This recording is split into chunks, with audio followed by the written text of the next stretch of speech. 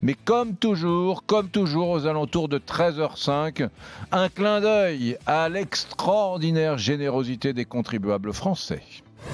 RMC, les Français sont sympas. Sans le savoir, ils offrent des subventions tous les jours. Merci les contribuables, merci les Français. Alors tu vois, Rémi, nous finançons beaucoup d'élus, des députés, des sénateurs, les membres du Conseil économique, social et environnemental, qui, on peut le dire à ce micro, ne servent à rien. On finance des élus locaux, des élus départementaux, régionaux, des maires, etc.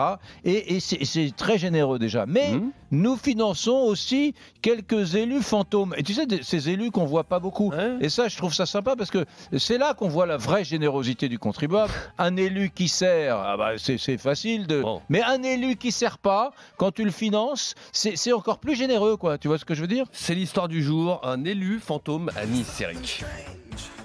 Selon le journal Nice Matin, un élu a été rémunéré plus de 68 000 € en 4 ans, alors que durant cette période, il n'a jamais mis les pieds en séance du conseil municipal. Voilà, c'est ce que je disais. Cet élu, c'est généreux, ça. Il s'appelle Joseph Calza.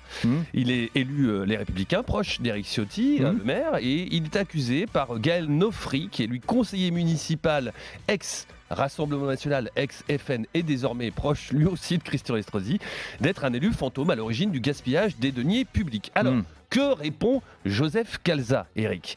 Eh bien d'abord, il commence par dénoncer une certaine hypocrisie de la part de ce jeune élu ex-RN.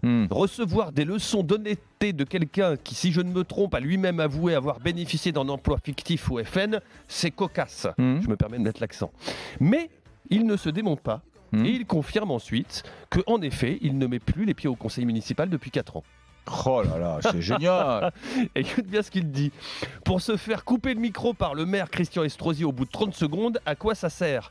Si c'est juste pour chauffer le fauteuil, je préfère m'abstenir. Ce qu'il fait depuis 4 ans. Mais tout en continuant à être payé. 68 000 € d'indemnité en 4 ans. Qu'est-ce qu'il dit? J'étudie tous les dossiers, je fais pas rien.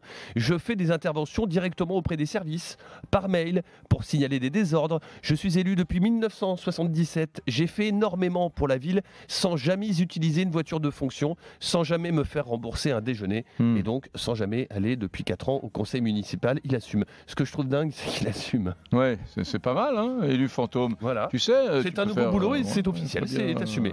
Présentateur fantôme de Radio Brunner. Ça se verrait en même temps, les gens verraient bien que je suis pas là. Ouais, mais t'assumes. Ouais, j'assume.